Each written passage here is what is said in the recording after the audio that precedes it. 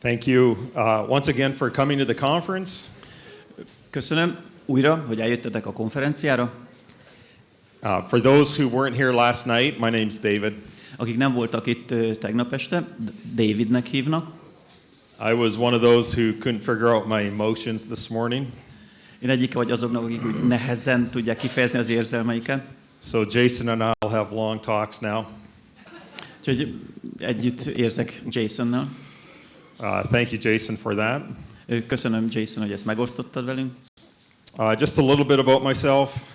Egy kicsit saját magamról. So we're not strangers. Hogy ne legyünk idegenek egymásra.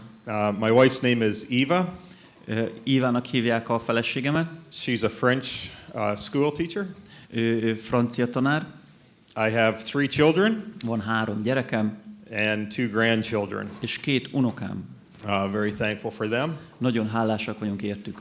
I'm a pastor at Grace Bible Church in Cambridge, which is close to Toronto. Cambridge-ben, a kanadai Toronto melletti Cambridge-ben lévő bibliaiskolának vagyok a vezetője. And just thankful to God for His grace as we seek to be faithful to the Lord.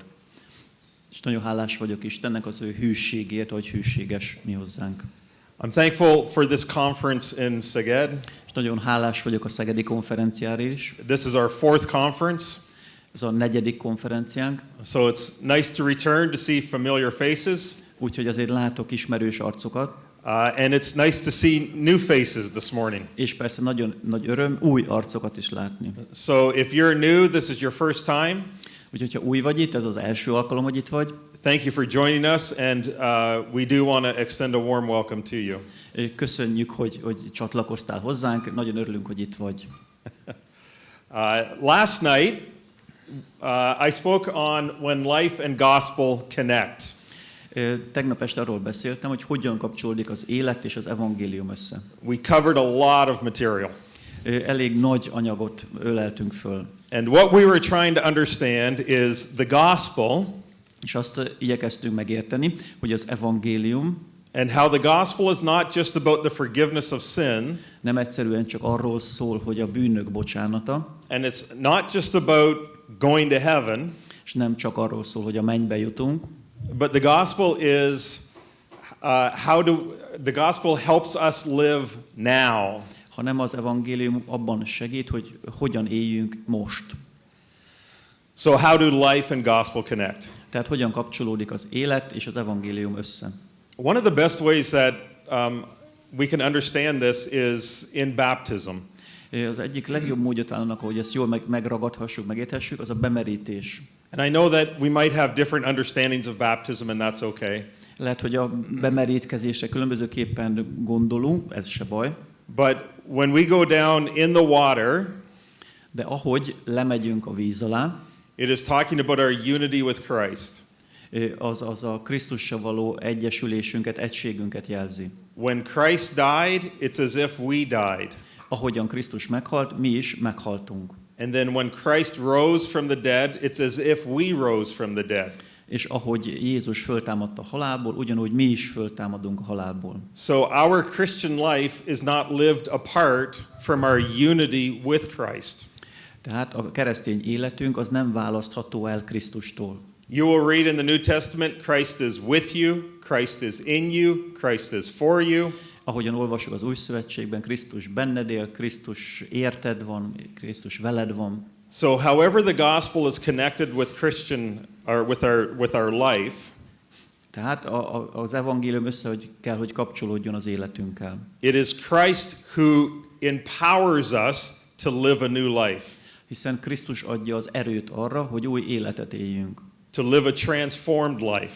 Hogy egy átalakult életet élhessünk. We don't live the way we used to live. Nem úgy élünk, mint ahogy éltünk. Christ in us. Krisztus bennünk van. The Spirit in us. A Szentlélek is bennünk van. Giving us grace to live differently. És ő adja a kegyelmét arra, hogy másként éljünk. So when we come up out of the water, we are now confessing that our direction is a new direction. És ahogy feljövünk a vízből, elmondhatjuk, megvalljuk, hogy most már új irányt vesz az életünk. Okay, so It is the work of Christ ultimately in us.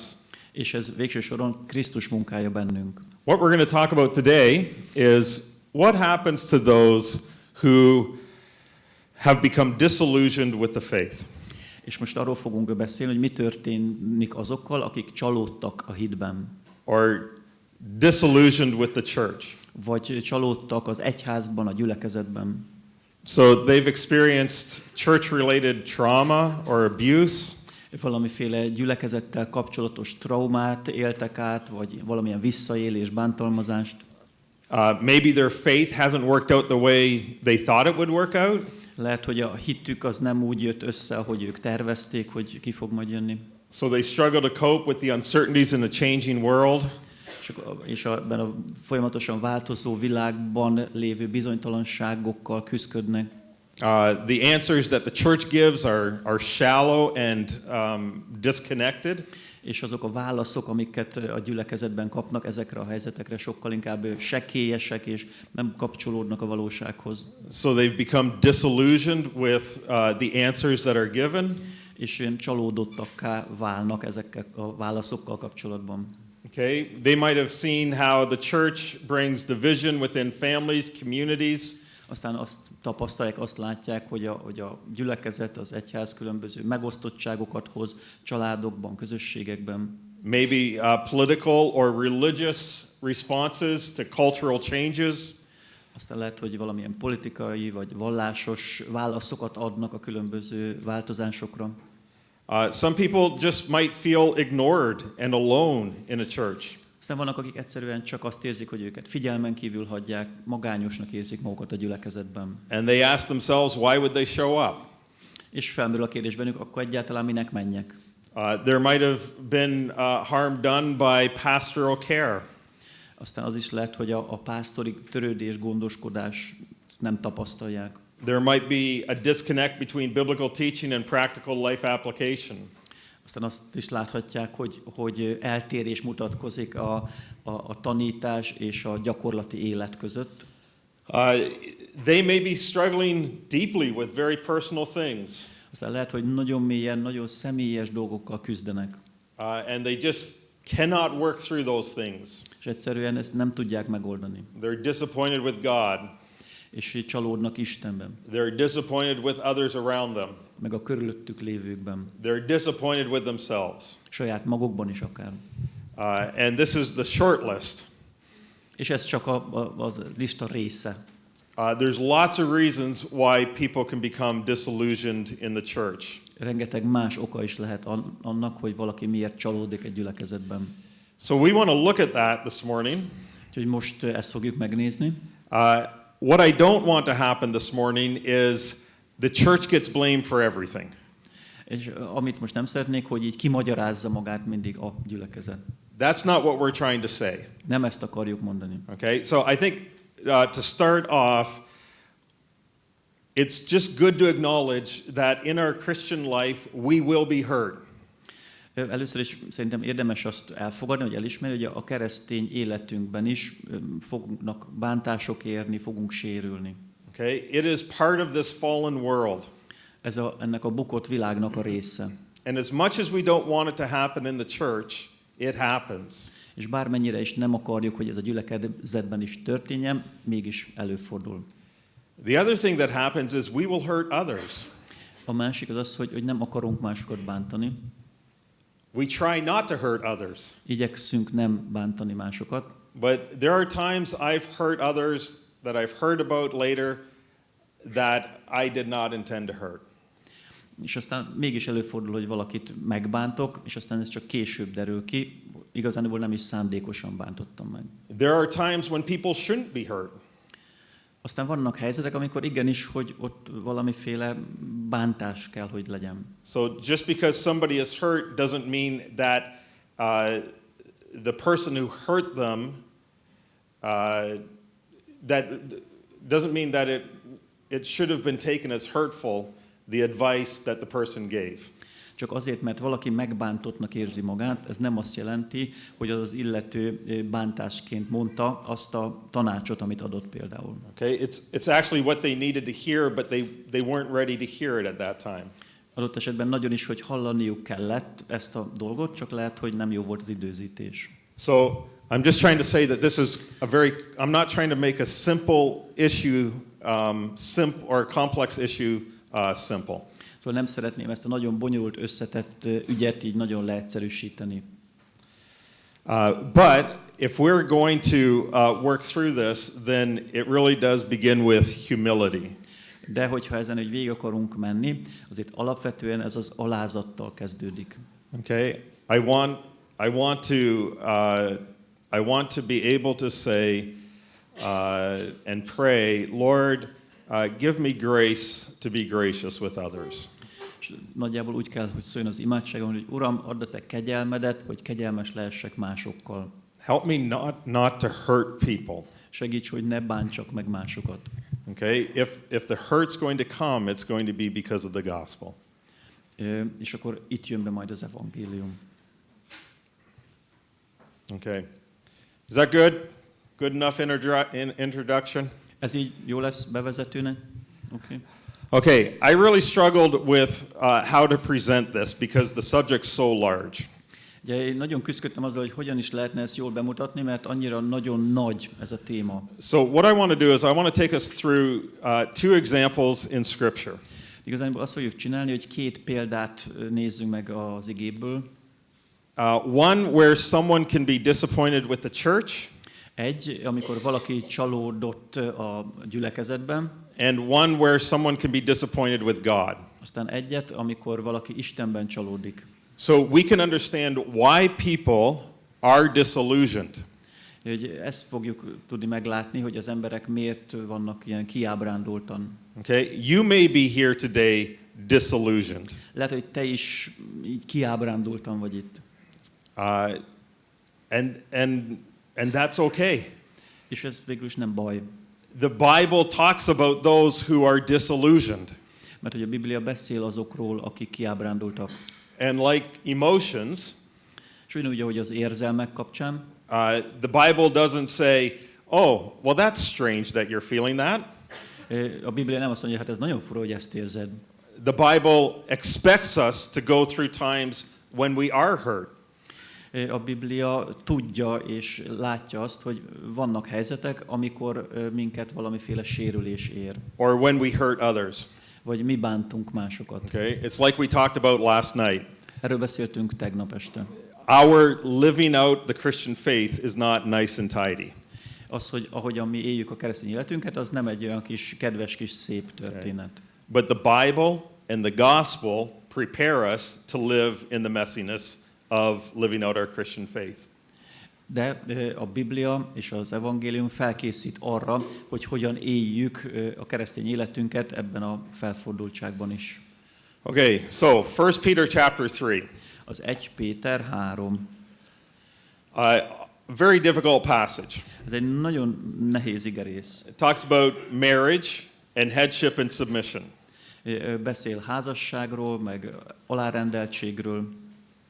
So, if we read the first 4 verses. Ha elolvassuk az első 4 verset.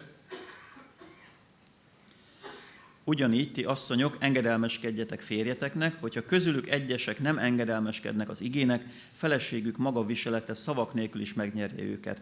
Figyelve istenfélő és tiszta életetekre, ne a külső dísz legyen a ti ékességetek, ne a hajfonogatás, aranyékszerek felrakása vagy különféle ruhák felöltése, hanem a szív elrejtett embere, a szelíd és csendes lélek el nem múló díszével. Ez értékes Isten előtt.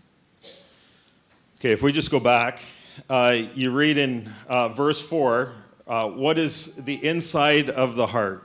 Ja, a 4-es versre, ha visszalépünk, mi az a szív elrejtett embere? Okay, so whatever else is going on in this passage, it's going to deal with our heart. Bármi is zajlik ebben az igerészben, az a szívünkben zajlik. Okay, let's go to verses 5 through 6. Nézzük az 5-ös, 6-os verseket. Egykor a szent asszonyok is, akik Istenben reménykedtek, így díszítették magukat, engedelmeskedtek férjüknek, ahogyan Sára engedelmeskedett Ábrahámnak, és urának nevezte őt. Az ő leányai lesztek, ha jót tesztek, és ha nem féltek semmiféle fenyegetéstől. Okay, so we could take this as a relatively simple passage. Ezt tekinthetjük egy viszonylag egyszerű igerésznek is. And we could lay out the exact way this should be lived. És nagyon pontosan meg lehet határozni, hogy hogy kell élni. Okay? But this is a tough passage. De ez egy nagyon kemény rész. And one of the reasons it's tough is because Peter began to talk about Sarah obeying Abraham. És azért ilyen kemény ez a rész, mert hogy Péter elkezd arról beszélni, hogy Sára hogyan engedelmeskedett Ábrahámnak. That's a bit of a problem. Ugye ez egy elég problémás rész. Because you may remember twice Abraham lies. Mert hogy emlékezhettek arra, hogy Ábrahám kétszer is hazudik. And he asks Sarah to go along with the lie. És azra kéri Sárát, hogy ő is menjen ezzel a hazugsággal együtt. Sarah was beautiful. Sára gyönyörű volt. Abraham says, if we walk into this place and they figure out that I'm married to you, És azt mondta Ábrahám, hogy hát elmegyünk erre a helyre, és rájönnek, hogy mi házasok vagyunk, they're going to kill me. akkor biztos megölnek engem. Say that you're my sister. Mondd azt, hogy a testvérem vagy. So, twice, Abraham misled Sarah. És tehát kétszer Ábrahám rossz irányba vezette Sárát. Sarah went along with it, Sára követte őt ebben, and she was in a lot of danger. és emiatt nagy veszélybe került. Now, holy women who put their hope in God, Ugye azt olvasó, hogy egykor a szent asszonyok is, akik Istenben reménykedtek, submitting to their own husbands. alá engedelmeskedtek férjüknek. Well, what example can we give of that? Milyen példa jut eszünkbe esetleg? Sarah obeys Abraham, Ugye, ahogy Sára engedelmeskedik Ábrahámnak, and when you do what is good and do not fear intimidation. és az ő lányai lesztek, ha jót tesztek, és ha nem féltek semmiféle fenyegetéstől. So what often ends up happening is the church gives shallow understandings of a complex issue. Valójában ez arra példa, hogy az egyház egy nagyon sekélyes látásmóddal rendelkezik, egy nagyon bonyolult helyzetről. Talks about submission, Beszél az engedelmességről, alárendelésről, in a way that suppresses women. olyan módon, hogy az így elnyomja a nőket. And if Abraham is our example, És hogyha Ábrahám a példánk, then should women submit even when their husband asks them to sin? vajon akkor ezek szerint a nőknek ilyen szinten is alá kell rendelnie magukat a férjüknek, ha ők azt kérik tőlük, hogy valami bűnt kövessenek el. The reason this is serious Ez igazából azért komoly, is because sometimes in abusive situations, women have been told to go back to abusive marriages. Azért veszélyes ez a dolog, mert gyakran egy bántalmazó kapcsolatból kilépő nőnek azt tanácsolják, azt mondják, hogy menjen vissza ebbe a bántalmazó kapcsolatban. You're married, you have to honor your vows. Hogyha házas vagy, akkor igenis tisztelned kell a saját esküdet. You have to go back to your marriage, you have to submit to your husband. Vissza kell menned a házasságba, alá kell rendelni magadat a férjednek. And someone saying, what are you talking about? És akkor valaki meg azt mondja, most mi van, miről beszélsz? You're telling me to go back into that marriage? Azt mondod, hogy menjek vissza abba a házasságba? And then they pull out 1 Peter and they say, look what the holy women in the past have done. És akkor előrántják az 1 Péter 3-at, és már is ott vagy, hát tessék, nézd meg, mit csináltak a szent asszonyok a múltban. Put your hope in God. Vesd a hitedet Istenbe. Okay, so you can begin to see if we're not understanding the text in its context, then we can do a lot of harm to people.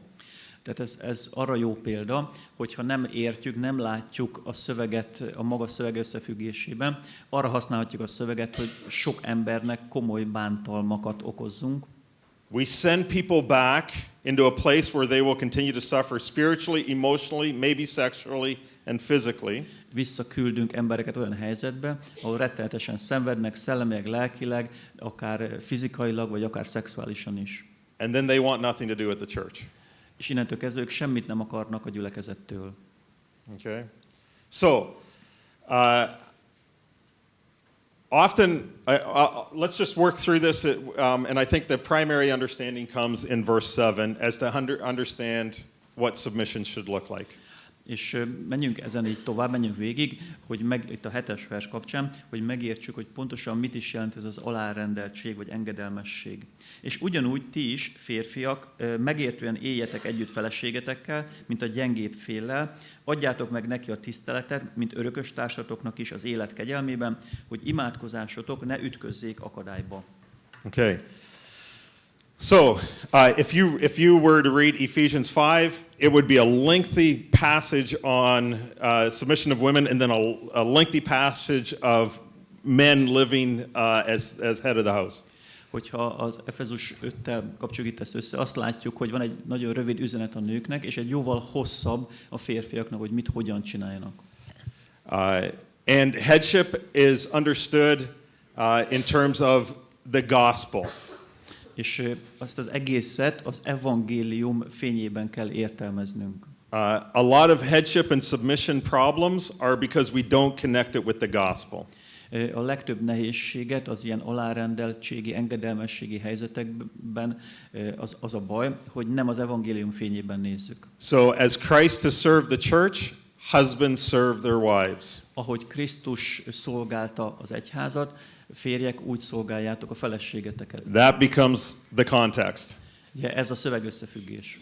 Here we have a different explanation. Itt egy másik magyarázat van. Is it just Sarah obeyed Abraham? Csak Sára engedelmeskedett Ábrahámnak? What is the role of the husband?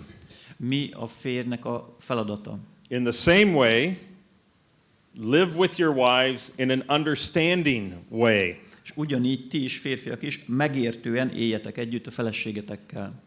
That changes everything. Ez mindent megváltoztat.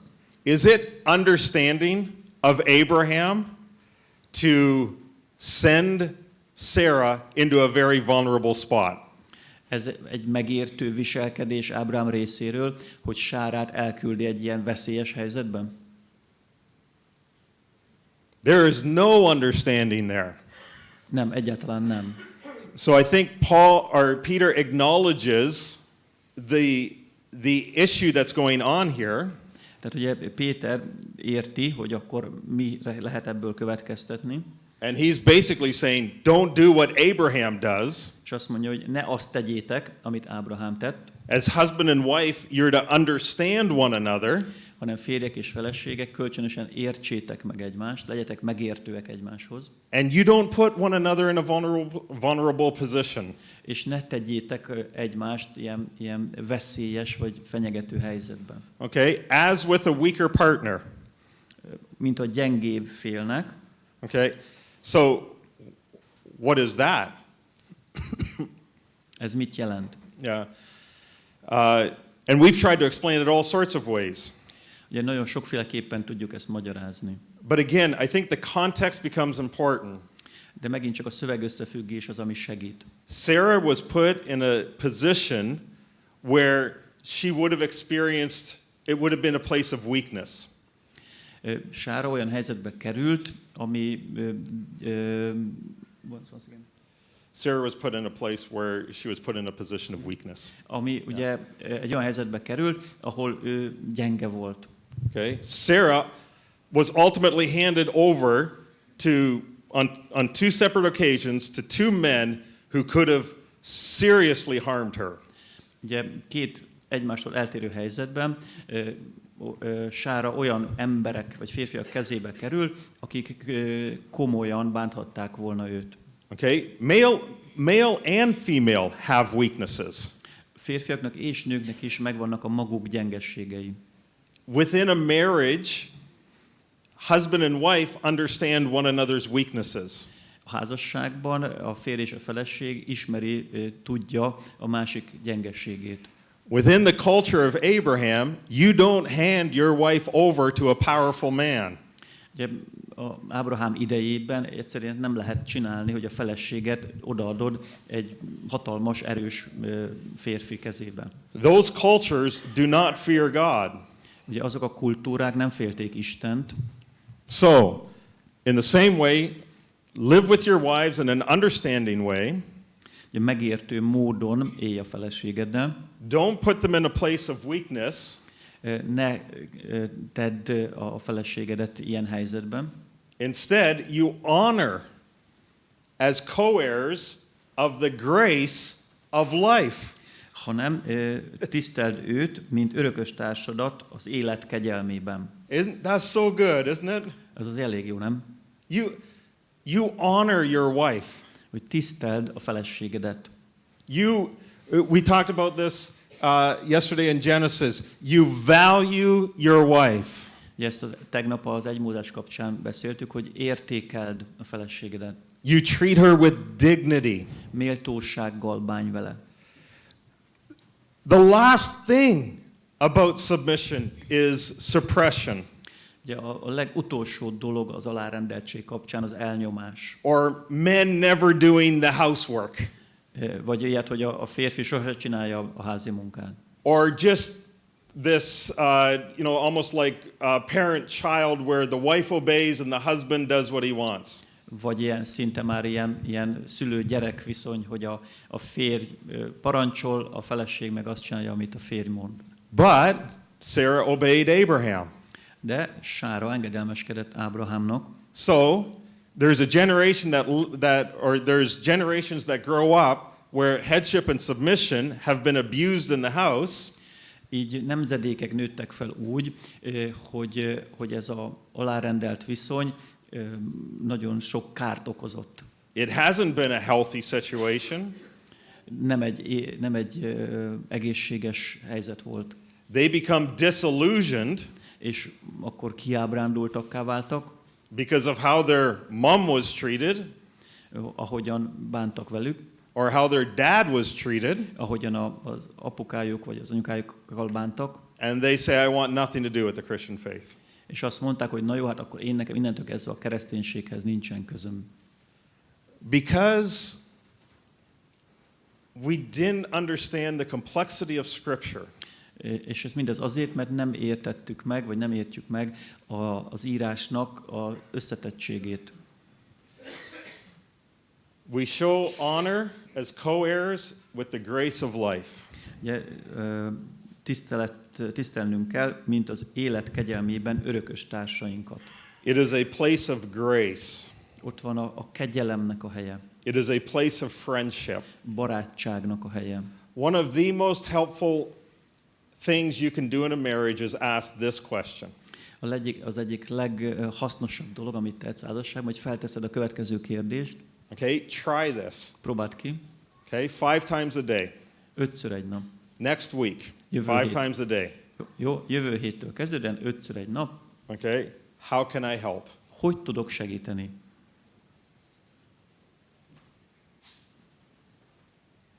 It's beautiful. Nagyon jó. How can I help you? Hogy tudok segíteni neked? They're tired. How can I help you? Ki fáradt?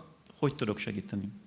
And your children grow up listening to mom and dad saying, how can I help you? És a gyerekeid úgy nőnek föl, hogy ezt hallják a szülőktől, hogy hogyan tudok neked segíteni. You're saying to yourself, oh, that's way too simple. Nagyon egyszerű, igaz? Gondol, hogy ez csak ennyire egyszerű? I'm just suggesting, try it. Hát ez csak egy ötlet, próbáld ki. The second one, Második, how many times do you say thank you? hányszor mondod azt, hogy köszönöm? Try it 5 times. Ugyanígy próbáld ki. Purpose Naponta 5-ször. to say thank you. Köszönj meg neki valamit. Those two things are examples of what changes in our heart. Ez a két dolog egy olyan példa, ami megváltoztatja a szívünket. We are co-heirs. Hiszen örökös társak vagyunk. Why would I ever think headship is to suppress my wife? Olyan miért gondolhatnám valaha is, hogy az, hogy én vagyok a fej, az azt jelenti, hogy elnyomhatom a feleségemet. Or to order her around? Vagy így parancsolgathatok neki. Or to serve all my needs? Vagy hogy ő szolgálja ki minden szükségletemet. We're co-heirs. Mi örökös társak vagyunk. It's the grace of life. Ez az élet kegyelme. So that your prayers will not be hindered. Hogy az imádkozásotok ne ütközzön akadályba. I understand this last line to mean this. Ezt az utolsó sort, én ezt úgy értem, hogy ez azt jelenti, because the Bible talks a lot about having selfish prayers. Ugye a Biblia sokat beszél az önző imádságról. I think when we begin to live out verse 7, Én úgy gondolom, hogy ha a 7-es verset elkezdjük megélni, we begin to pray differently. másként fogunk imádkozni is. How can I serve my wife? Hogyan tudom szolgálni a feleségemet? How can I love my wife? Hogyan tudom szeretni a feleségemet?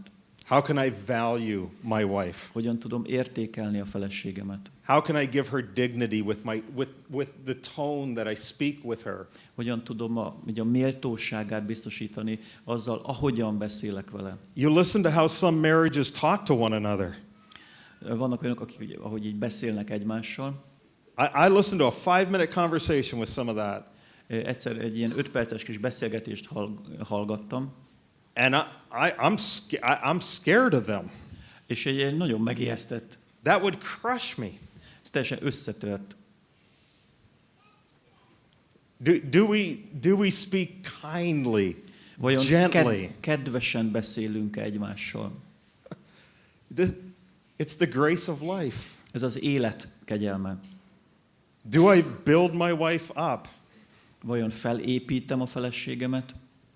Do I encourage her? Bátorítom őt? Am I willing to lay down my life for my wife? Vajon hajlandó vagyok-e letenni az életemet a feleségemért? And it's not in the big things, it's in the small things. És ezek nem egy ilyen nagy dolgok, hanem a kis dolgokban. So if she's tired, Mondjuk ő fáradt. how can I help you? Hogyan tudok segíteni? And it's brutal out there. És az ilyen nagyon, nagyon brutális az élet. Where sometimes religion is used for the man's favor. Mert időnként a vallást így a férfi a kénye kedvére használják. That's the last thing És ez Peter's talking about. Ez az utolsó dolog, amiről itt Péter beszél. Okay, this Sarah obeying Abraham Ahogy ugye Sára engedelmeskedik Ábrahámnak, should be a willingness of a husband and wife to go in the same direction. ez egy olyan hajlandóság, ahogyan a férfi és a nő, a férj és a feleség egy úton haladnak. Okay, if we go just to one more thing, if we go back to verse 4, Visszalépünk egy picit a 4-es versre, verse 3. igazán a 3-asra. Outward things like elaborate hairstyles and wearing gold jewelry or fine clothes. Ugye azt látjuk, hogy ne a külső dísz legyen a ti ékességetek, ne a hajfonogatás, az aranyékszerek felrakása, különféle ruhák felöltése. Some people read this and say you shouldn't have jewelry. Vannak, akik ezt úgy olvassák, hogy akkor tilos a nőnek ékszert viselnie, You shouldn't have fine clothes. meg szép ruhákat. But the next verse is what's inside the heart. De a következő versről azt olvassuk, hanem a szív elrejtett embere. And the next generation sees people not wearing jewelry or fine clothes. És ugye a következő nemzedék azt látja, hogy a szülők nem viselnek szép ruhát vagy ékszert.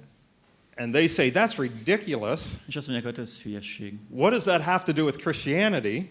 És akkor mi történik a kereszténységgel? And so the outward becomes what's important. A külsőségek lesznek a fontosak. Okay? Verse 3 should not be the focus. Nem a 3-as vers kell, hogy a hangsúlyos legyen.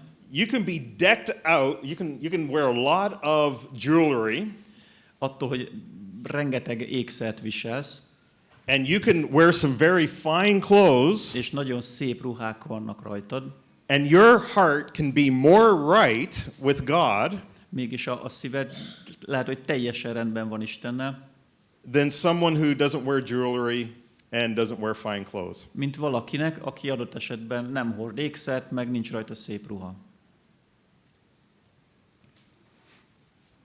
The real issue is not the outward. Mert nem a külsőség az igazán lényeges. We spent some time on this last night. Ugye beszéltünk erről tegnap este. We focus on outward traditions. Ugye az ilyen külsőségekről volt szó, és ezzel kapcsolatos tradíciókról. And meanwhile we ignore what's going on in the heart. Miközben elfeledkezünk arról, hogy mi zajlik igazán a szív mélyén. If God has blessed you with hair, jewelry and fine clothes, Hogyha Isten megáldott téged hajjal, meg szép ruhákkal, meg ékszerrel, give thanks to God. adj hálát Istennek ezekért, Use them for His glory and honor. használd az ő dicsőségére, és tiszteld őt ezzel. And work on your heart. És Isten munkálkodik a szívedben. Because that's what lasts. Mert ez marad meg. A gentle and quiet spirit. A szelíd és alázatos szív. I didn't mean to talk about all of this, by the way, but we're on a roll. Nem mindenről, de így megyünk végig. What happens if someone's just a little more exuberant about life? És mi van akkor, amikor valaki úgy kicsit úgy oda van az életért? They're outgoing and they, speak louder and they got a big personality. Akinek hogy egy olyan nagy személyisége van, így ilyen hangosan beszél, szívesen jár el otthonról. Okay, it's how God created them. Így teremtette őt Isten. And now they read about a quiet spirit. És akkor a csendes szívről, a csendes lélekről, szellemről olvas, vagy hall. And so women in the church are taught to be quiet. Ugye azt tanultuk, hogy az asszonyok a gyülekezetben csendben legyenek. Speak quietly. Csendben beszéljenek, ha beszélnek is. Be gentle. Legyetek szelidek. By the way, gentle can be very forceful. Mondjuk nagyon ilyen erőszakossá is tud válni ez a szelídség. It's not being a doormat. Ez nem azt jelenti, hogy akkor lábtörlő vagy. You can embrace the personality that God has given you. Igazániból megragadhatod azt a személyiséget, amit Isten adott neked. You can have a more outgoing personality. És miért ne lehetne neked ilyen extrovertáltabb személyiséged? And you can have a quiet heart. És mégis lehet csendes szíved. You can have a quiet spirit. Lehet ilyen csendes szellemed, lelked. You can be the most quiet person. És lehet, hogy a legcsendesebb személy vagy. The most doormat person. A leginkább lábtörlő típusú. Which is not good. Ami eleve nem jó. But you can have turmoil in your spirit. De mégis a szellemedben ilyen nagy feldultságok vannak. It's not about the outward. Nem a külsőségekről szól. The primary focus of our walk with Christ is our heart. A Krisztussal való járásunknak az elsődleges fókusza az a szívünk mélye. He changes our heart. Ő megváltoztatja a szívünket. And then that changes our outwardness. És az változtatja majd meg aztán a külsőségeinket. Ultimately it changes our character. Aztán végül a személyiségünk is változik. You're given wisdom as to how to be a husband or a wife. És te kapsz arra bölcsességet, hogy hogyan legyél feleség meg férj. And to honor and care for one another. Hogy hogyan tiszteljétek egymást, és hogyan törődjetek egymással. Does that make sense? Ez érthető? Are we still friends? Azért még barátok vagyunk.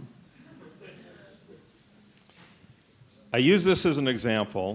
Szóval arra használtam ezt a példát, because I hear a generation coming through and saying the answers that are often given do not resonate.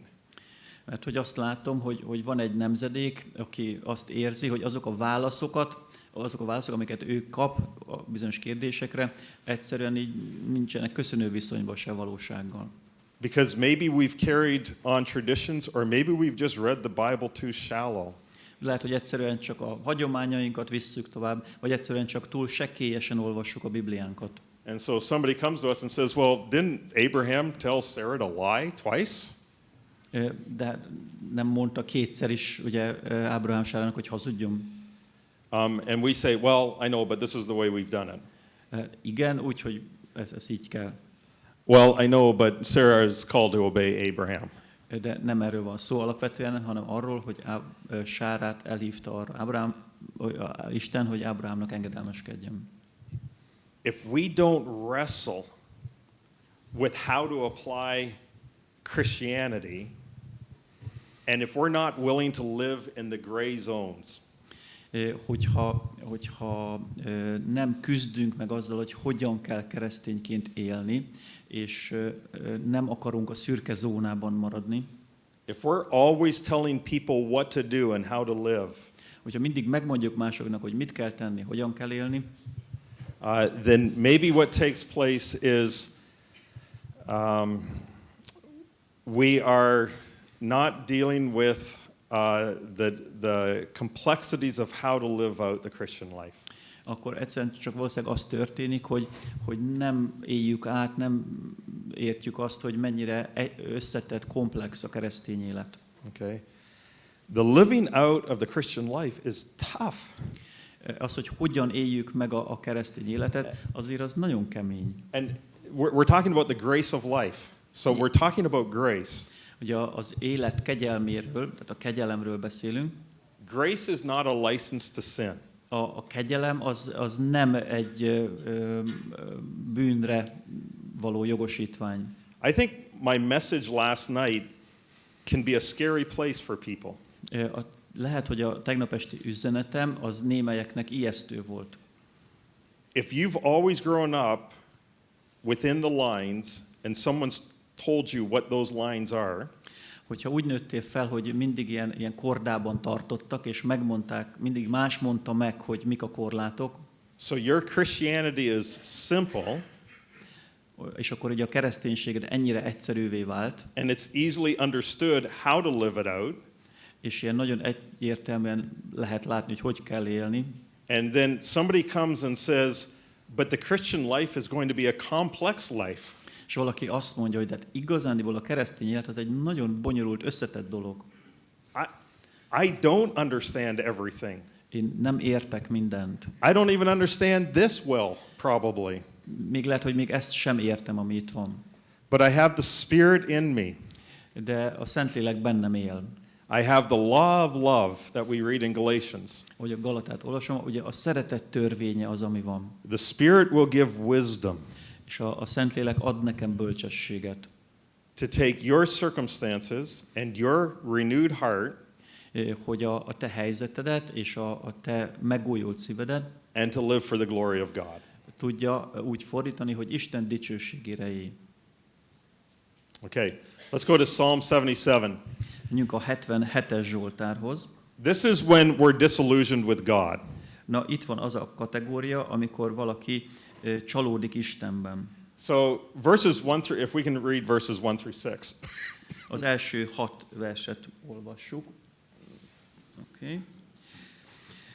A másodiktól olvasom. Hangosan kiáltok Istenhez kiáltok, hogy figyeljen rám. Nyomorúságom idején az Úrhoz folyamodom, kezem éjjel is kitárom feléje lankadatlanul, de lelkem nem tud megvigasztalódni.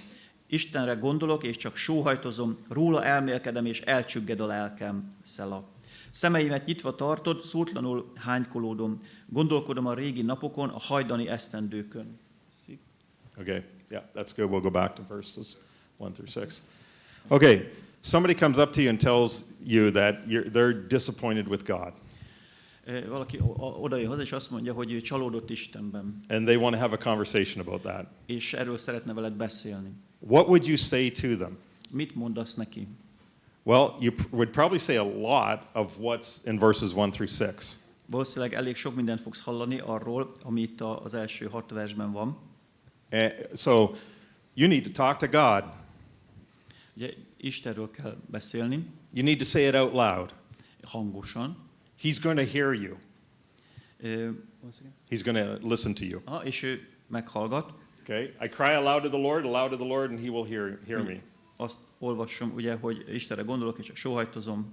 Okay. Bocsánat, hangosan kiáltok Istenhez kiáltok, hogy figyeljen rám. You need to seek the Lord in the day of your trouble. Ugye az ilyen nyomorúság idején az Úrhoz folyamodom. Those are probably things we would say to people, right? Ugye valószínűleg te is mondtál már ilyet másoknak. You need to lift your hands up all night long. Ugye fel kell emelned egész éjjel is akár felé a kezedet. You need to think about God. És Istenre kell gondolnod. You need to meditate. És róla kell, hogy elmélkedj. You need to consider the days of old. És ugye vissza kell emlékezni a régi napokra. Read about God's greatness in the Old Testament. Ugye az Ószövetségben is olvashatsz Isten nagyszerű dolgairól. You need to turn on your music and play Christian music. És akkor fel kell kapcsolni a zenét, milyen keresztény zenét hallgassál. You need to meditate. You need to ponder. És így elmélkedni kell ezeken a dolgokon.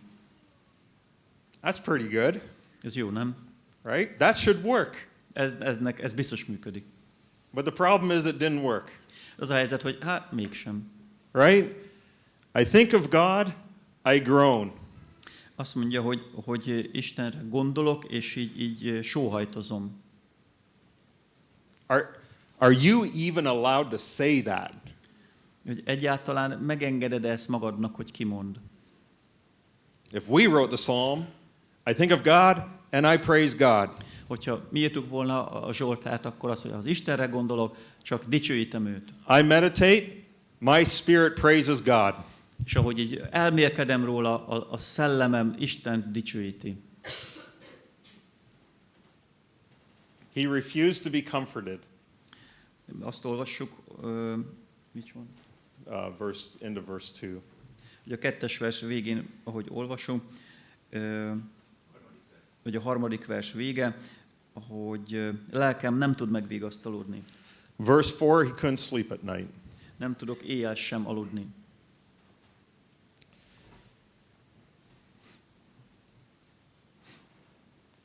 And then we go to verse 7. Aztán a 8. vers, And it gets worse. és még rosszabb lesz a helyzet. It does not get better. Egyáltalán nem lesz jobb. In fact, these are very, very impolite questions. És azért ezek nagyon komoly kérdések. Okay? What if somebody came up to you and said this? Mi van, ha valaki ezzel jönne oda hozzád? Listen, here's my struggle. A helyzetem a következő, ezzel küzdködöm. I think the Lord's going to reject me forever and never again show favor. Én úgy érzem, hogy Isten végleg eltaszított engem, és soha többé nem számíthatok a kegyelmére. And you know what we would do? És mit csinálunk? We would say, no, no, no, no, no. Azt mondjuk, hogy nem, ez nem így van. God doesn't reject forever. Isten nem utasít vissza bárkit is örökre, God will show his favor. hanem ő igenis megmutatja az ő irgalmát, kegyelmét. But the amazing thing between verses 7 and 8 is there's no interruption.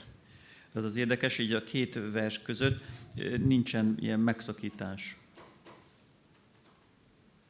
Has his faithful love ceased forever? Végképp elfogyott szeretete? Maybe you're there. Lehet, hogy te tartasz itt most Istennel. Has God just stopped loving me? Hogy már nem szeret engem Isten? Will God not love me forever now? És most már soha többé nem fog szeretni?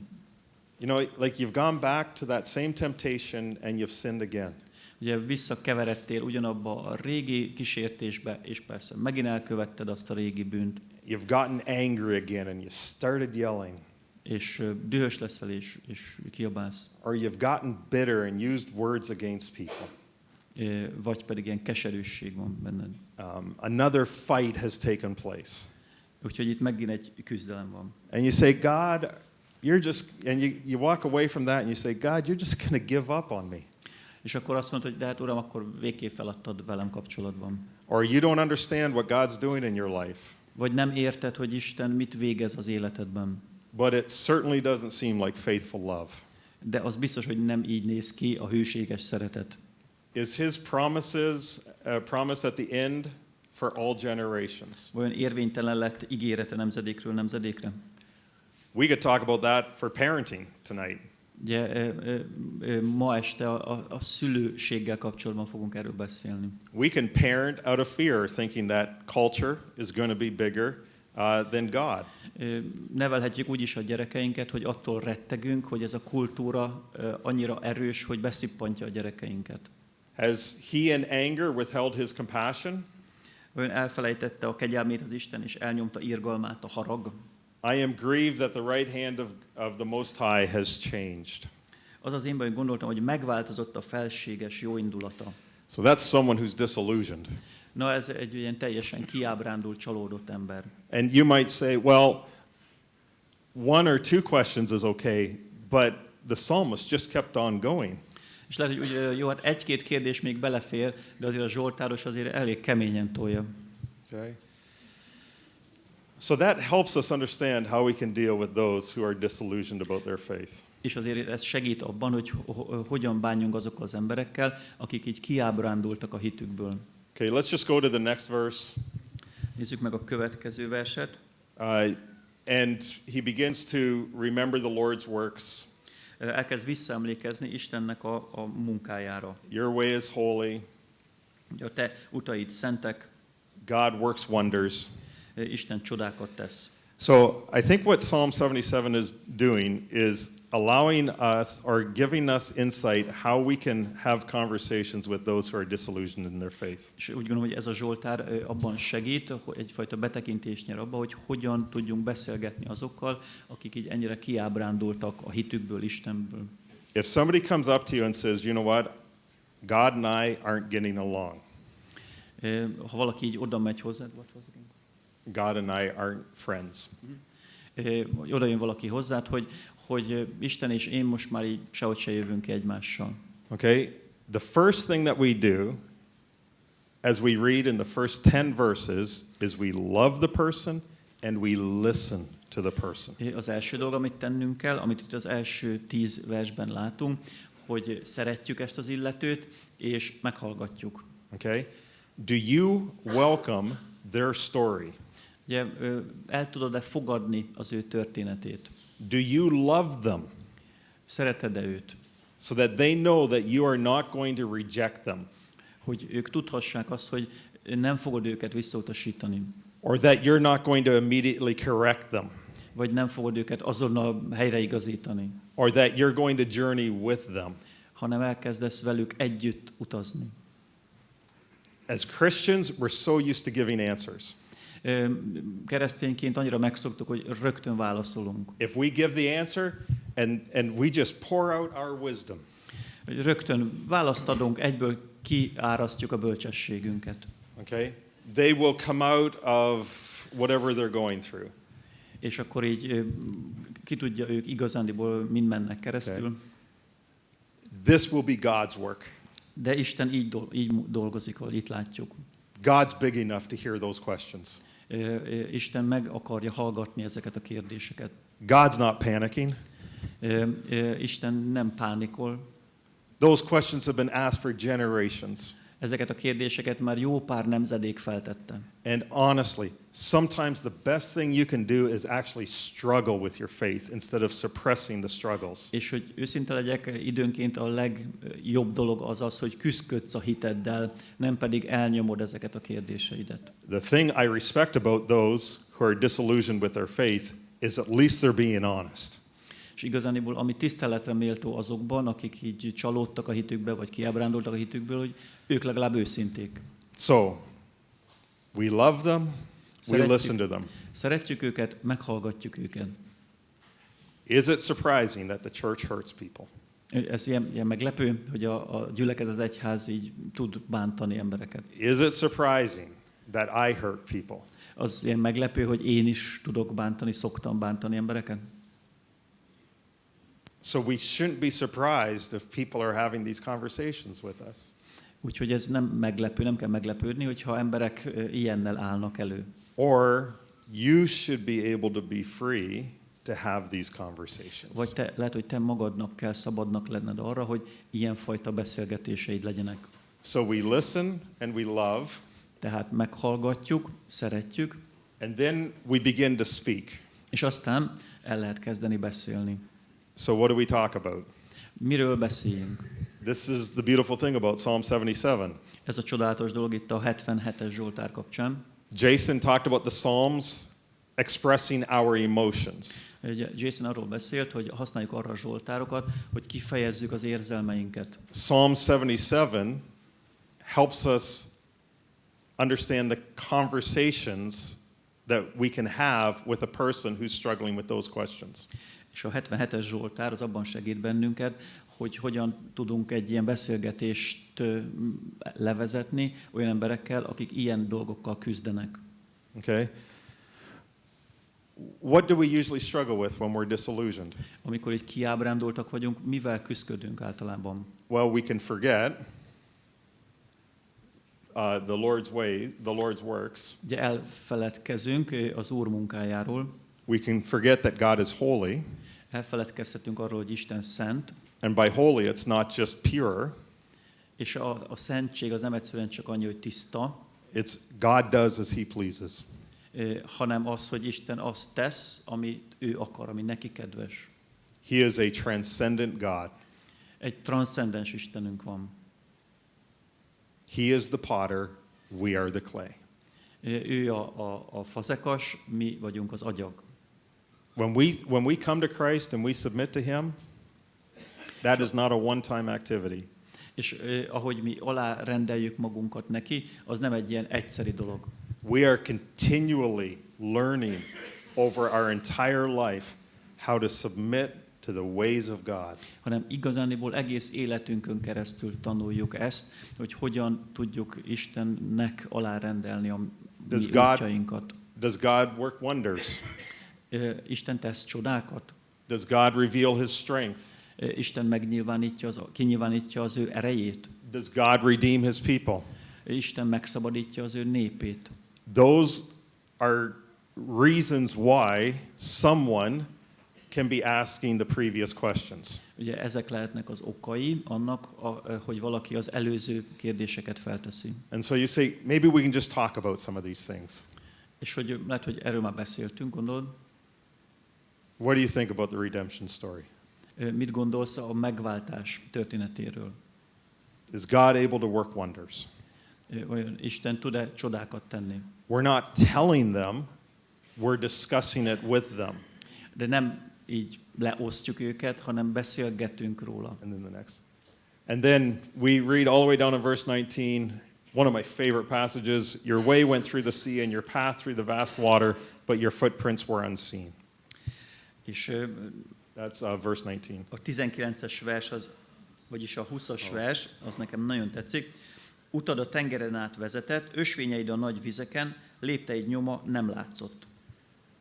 It's beautiful, isn't it? Csodálatos, nem? Maybe God's working in ways we don't see. Lehet, hogy Isten úgy munkálkodik, hogy mi azt nem is látjuk. Maybe I don't see his footprints, Lehet, hogy nem látom a lábnyomát, but he's doing something, de csinál valamit, and he's for you, és az érted van, and he's with you, és veled van, and he's in you. és ő benned van. And nothing's really been solved. And nothing's really been solved. És hát igazából nincs még minden megoldva. They may still be asking the same questions, Lehet, hogy továbbra is ugyanazokat a kérdéseket teszik föl, but maybe they're beginning to think, maybe there are hidden footprints in my life. de lehet, hogy elkezdenek ezen gondolkodni, hogy lehet, hogy mégis vannak ilyen elrejtett lábnyomai Istennek az életemben. In other words, it's a journey with people. It's not a moment in time. Tehát ez egy utazás azzal a másik emberrel, nem csak egy ilyen pillanatnyi dolog. Okay, so how do we minister to people? Hogyan szolgálunk tehát mások felé? We love them. Szeretjük őket, We welcome their story. elfogadjuk az ő történetüket, We listen. meghallgatjuk őket. One of the best, Jesus was the best listener. Jézus volt a legjobb hallgató. Remember the Samaritan woman? Emlékeztek a samaritánus asszonnyal való beszélgetésére? The well? Ott a kútnál. Do you know what she said about Jesus? Mit tapasztalt Jézussal kapcsolatban? He told me everything about me. Hogy mit mondott a nő Jézussal kapcsolatban, hogy mindent megmondott rólam. In other words, Jesus welcomed the Samaritan woman's story. Tehát Jézus az így elfogadta, vagy meghallgatta az asszony történetét. She was received in love. És így örömmel, szeretettel fogadta őt. Jesus spoke about the glories of his work. Jézus beszélt az Atya dicsőségéről, Living water, élő vízről, and her life was changed. és arról, hogy milyen fura az élet. So, if you're disillusioned because of the church, or if you're disillusioned with God, Hogyha csalódott, vagy kiábrándult vagy a gyülekezetből, vagy akár Istenből, or if you know those who are disillusioned with the church or God, vagy tudsz ilyen, vagy ismersz olyat, aki így érez. Psalm 77 helps us understand how we can journey with them. A 77-es Zsoltár segít abban, hogy hogyan tudunk együtt utazni velük. Okay. We'll stop there. Itt akkor most megállunk. And we're going to have a time of questions. Akkor most jöhet a kérdések ideje. If you need to get up and stretch, A kicsit feel free to do so. nyugodtan így megmozgathatod magad, kinyújtózkodhatsz. Yeah. Well done. Jason's first session, if there's questions about that, or what we've just talked about for this, and we'll probably in 20-25 minutes we'll. Jó, tehát akár a mostani, vagy pedig az előző, a Jasonnak az előadása kapcsán is lehet kérdezni, egy ilyen 20-25 percünk van kb.